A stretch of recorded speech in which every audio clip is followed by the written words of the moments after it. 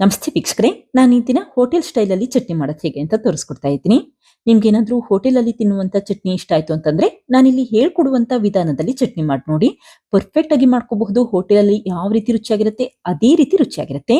ನೀವು ಇಡ್ಲಿನ ಯಾವ ರೀತಿ ಸಾಂಬಾರಲ್ಲಿ ಡಿಪ್ ಮಾಡಿಕೊಂಡು ಜಾಸ್ತಿ ಪ್ರಮಾಣದಲ್ಲಿ ಸಾಂಬಾರನ್ನ ತಿಂತೀರಾ ಅದೇ ರೀತಿ ಚಟ್ನಿನೂ ಕೂಡ ತಿನ್ನಬಹುದು. ಅಷ್ಟು ರುಚಿಯಾಗಿರುತ್ತೆ. ಟ್ರೈ ಮಾಡಿ ನೋಡಿ, ಖಂಡಿತ ಮತ್ತೆ ಮಾಡೋದಂತೂ ಗ್ಯಾರಂಟಿ. ಹಾಗೆ ನಿಮಗೆ ಈ ವಿಡಿಯೋ ಇಷ್ಟ ಆದರೆ ಪ್ಲೀಸ್ ವಿಡಿಯೋನ ಲೈಕ್ ಮಾಡಿ ಮತ್ತೆ ಚಾನಲ್ಗೆ ಸಬ್ಸ್ಕ್ರೈಬ್ ಮಾಡಿ. ಈಗ ಚಟ್ನಿ ಮಾಡೋದು ಹೇಗೆ ಅಂತ ನೋಡ್ಕೊಳ್ಳೋಣ ಬನ್ನಿ. ಮೊದಲು ಒಂದು ಪಾತ್ರೆಗೆ 1 ಟೇಬಲ್ ಸ್ಪೂನ್ ಅಷ್ಟು ಎಣ್ಣೆ ಹಾಕಿದ್ರೆ 1/4 ಕಪ್ಗಿನ್ನ ಸ್ವಲ್ಪ ಜಾಸ್ತಿ ಪ್ರಮಾಣದಲ್ಲಿ ಕಡಲೆ ಬೀಜ ಹಾಕೊಂಡಿದ್ದೀನಿ. ಈಗ ಉರಿನ ಮೀಡಿಯಂ ಫ್ಲೇಮ್ ಅಲ್ಲಿ ಇಟ್ಕೊಂಡು 1-2 ನಿಮಿಷ ಹುರಿದಿಟ್ಕೊಳ್ಳಿ. ನೋಡಿ, ಮೊದಲು ಈ ರೀತಿ ಕಡಲೆ ಬೀಜ ಬಣ್ಣ ಬದಲಾಗಬೇಕು, ಅಲ್ಲಿವರೆಗೂ ಹುರಿದಿಟ್ಕೊಳ್ಳಿ. ಕಡಲೆ ಬೀಜ ಬಣ್ಣ ಬದಲಾದ ನಂತರ ಈ ರೀತಿ 1/4 ಕಪ್ಗಿನ್ನ ಸ್ವಲ್ಪ ಕಡಿಮೆ ಪ್ರಮಾಣದಲ್ಲಿ ಹುರ್ಗಡ್ಲೆ ಹಾಕೊಂಡಿದ್ದೀನಿ. ಅಂದ್ರೆ ಕೇವಲ 3 ಟೇಬಲ್ ಸ್ಪೂನ್ ಅಷ್ಟು ಹುರ್ಗಡ್ಲೆ ಉಪಯೋಗಿಸ್ಕೊಳ್ಳಿ. ಈಗ ಮತ್ತೆ ಒಂದ್ಸರಿ ಮಿಕ್ಸ್ ಮಾಡಿ ಇಟ್ಕೊಂಡಿದ್ದೀನಿ. ನಂತರ ನಾನಿಲ್ಲಿ 4 ಹಸಿರು ಮೆಣಸಿನಕಾಯಿನ ಹಾಕೊಳ್ತಾ ಇದ್ದೀನಿ. ಹಾಗೆ 4 ಸಣ್ಣ ಬೆಳ್ಳುಳ್ಳಿ ಎಷ್ಟನ್ನ ಹಾಕಿದ್ರೆ ಅರ್ಧ ಇಂಚಷ್ಟು ಉದ್ದದ ಕಟ್ ಮಾಡಿರುವಂತ ಶುಂಠಿ ಹಾಕೊಂಡಿದ್ದೀನಿ. ನೀವೇನಾದ್ರೂ ಬೆಳ್ಳುಳ್ಳಿ ತಿನ್ನಲ್ಲ ಅಂತಂದ್ರೆ ಹಾಕ್ಲಿಲ್ಲ ಅಂದ್ರೂ ಕೂಡ ನಡೆಯುತ್ತೆ. ನೋಡಿ, ಈ ರೀತಿ ಒಂದ್ಸರಿ ಫ್ರೈ ಮಾಡ್ಕೊಂಡು ತಕ್ಷಣನೇ ಸ್ಟವ್ ಆಫ್ ಮಾಡ್ಕೊಳ್ಳಿ. ಈಗ ಈ ಮಿಶ್ರಣನ ತಣ್ಣಗಾಗ್ಲಿಕ್ಕೆ ಹಾಗೆ ಇಟ್ಟಿದ್ದೀನಿ. ಯಾವಾಗ ಈ ಕಡಲೆ ಬೀಜದ ಮಿಶ್ರಣ ಚೆನ್ನಾಗಿ ತಣ್ಣಗಾಗತ್ತೆ ಆವಾಗ ಒಂದು ಮಿಕ್ಸಿ ಜಾರ್ಗೆ ಹಾಕೊಳ್ತಾ ಇದ್ದೀನಿ. ಹಾಗೆ ಈ ಚಟ್ನಿಯಲ್ಲಿ ನಿಮ್ಗೆ ಖಾರ ಎಷ್ಟು ಬೇಕೋ ಅಷ್ಟು ಪ್ರಮಾಣದಲ್ಲಿ ಹಸಿರು ಮೆಣಸಿನಕಾಯಿನ ಉಪಯೋಗಿಸ್ಕೊಳ್ಳಿ. ನಂತರ ಅರ್ಧ ಕಪ್ ಅಷ್ಟು ಹಸಿ ತೆಂಗಿನಕಾಯಿ ತುರಿ ಹಾಕಿದ್ರೆ ಸ್ವಲ್ಪ ಹುಣಸೆ ಹಣ್ಣನ್ನ ಹಾಕೊಂಡಿದ್ದೀನಿ. ಈಗ ಅರ್ಧ ಕಪ್ ಅಷ್ಟು ತಣ್ಣೀರನ್ನ ಹಾಕಿ ಲಿಡ್ ಕ್ಲೋಸ್ ಮಾಡಿ ಆದಷ್ಟು ನುಣ್ಣಗಾಗಬೇಕು ಅಲ್ಲಿವರೆಗೂ ರುಬ್ಬಿಟ್ಕೊಳ್ಳಿ.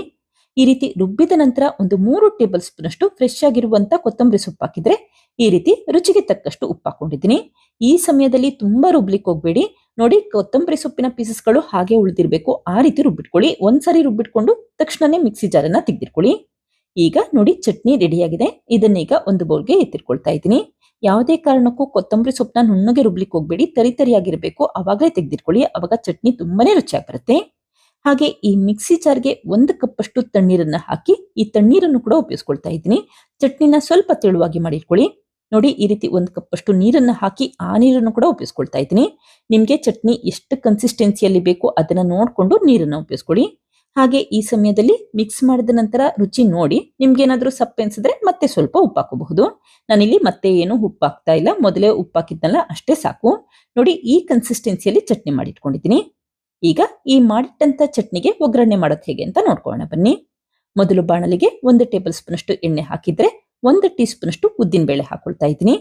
ಹಾಗೆ 1/4 ಟೀ ಸ್ಪೂನ್ ಅಷ್ಟು ಸಾಸಿವೆ ಹಾಕಿ ಉದ್ದಿನ ಬೇಳೆ ಸ್ವಲ್ಪ ಬಣ್ಣ ಬದಲಾಗಬೇಕು ಅಲ್ಲಿವರೆಗೂ ಫ್ರೈ ಮಾಡಿಟ್ಕೊಳ್ಳಿ. ನಂತರ 1 ಗರಿಯಷ್ಟು ಕರ್ಬೇವಿನ ಸೊಪ್ಪು ಹಾಕೊಂಡಿದ್ದೀನಿ. ಈಗ ಮತ್ತೆ ಒಂದ್ಸರಿ ಫ್ರೈ ಮಾಡಿಕೊಂಡು ಕೊನೆಯದಾಗಿ ಒಂದು ಒಣಮೆಣಸಿನಕಾಯಿನ ಕಟ್ ಮಾಡಿ ಹಾಕೊಳ್ತಾ ಇದ್ದೀನಿ. ನೋಡಿ, ಉದ್ದಿನ ಬೇಳೆ ಬಣ್ಣ ಬದಲಾಗಿದೆ, ತಕ್ಷಣನೇ ಸ್ಟವ್ ಆಫ್ ಮಾಡ್ಕೊಳ್ಳಿ. ಈಗ ಮಾಡಿಟ್ಟಂತ ಈ ಒಗ್ಗರಣೆನ ತಣ್ಣಗಾಗ್ಲಿಕ್ಕೆ ಬಿಡ್ಲಿಕ್ಕೆ ಹೋಗ್ಬೇಡಿ, ಬಿಸಿ ಇರ್ಬೇಕಾದ್ರೇನೆ ಈ ರೀತಿ ಚಟ್ನಿಗೆ ಹಾಕೊಳ್ಳಿ. ಈಗ ಒಂದ್ಸರಿ ಮಿಕ್ಸ್ ಮಾಡಿಟ್ಕೊಂಡ್ರೆ ಸಾಕು, ಹೋಟೆಲ್ ಸ್ಟೈಲ್ ಚಟ್ನಿ ರೆಡಿ ಆಗುತ್ತೆ. ಟ್ರೈ ಮಾಡಿ ನೋಡಿ, ಖಂಡಿತ ಮತ್ತೆ ಮಾಡೋದಂತೂ ಗ್ಯಾರಂಟಿ. ಈ ಚಟ್ನಿನ ನೀವು ನೀರ್ ದೋಸೆ, ನಾರ್ಮಲ್ ದೋಸೆ ಮತ್ತೆ ಇಡ್ಲಿ, ಚಪಾತಿ ಹಾಗೆ ರೊಟ್ಟಿ ಜೊತೆ ಕೂಡ ಮಾಡ್ಕೊಂಡು ತಿನ್ಬಹುದು. ಒಂದ್ಸರಿ ಮಾಡಿ ನೋಡಿ, ಖಂಡಿತ ಮತ್ತೆ ಮಾಡ್ತೀರಾ. ನಾನಿಲ್ಲಿ ಇಡ್ಲಿ ಜೊತೆ ಸರ್ವ್ ಮಾಡ್ಕೊಳ್ತಾ ಇದ್ದೀನಿ. ಈ ರೀತಿ ಇಡ್ಲಿ ಮತ್ತೆ ಚಟ್ನಿ ತಿನ್ನೋಡಿ, ಹೋಟೆಲಲ್ಲಿ ಯಾವ ರೀತಿ ರುಚಿಯಾಗಿರುತ್ತೆ ಅದೇ ರೀತಿ ಚಟ್ನಿ ತುಂಬಾನೇ ರುಚಿಯಾಗಿರುತ್ತೆ. ನೋಡಿದ್ರಲ್ಲ ಫ್ರೆಂಡ್ಸ್, ಎಷ್ಟು ಸುಲಭವಾಗಿ ಮನೆಯಲ್ಲಿ ಹೋಟೆಲ್ ಸ್ಟೈಲ್ ಚಟ್ನಿ ಯಾವ ರೀತಿ ಮಾಡಿದೆ ಅಂತ ಗೊತ್ತಾಯ್ತಲ್ವಾ? ನೀವು ಕೂಡ ಟ್ರೈ ಮಾಡಿ ನೋಡಿ, ಖಂಡಿತ ಇಷ್ಟಪಡ್ತೀರಾ. Thank you. ಲೈಕ್ ಮಾಡಿ ಮತ್ತೆ ಸಬ್ಸ್ಕ್ರೈಬ್ ಮಾಡಿ.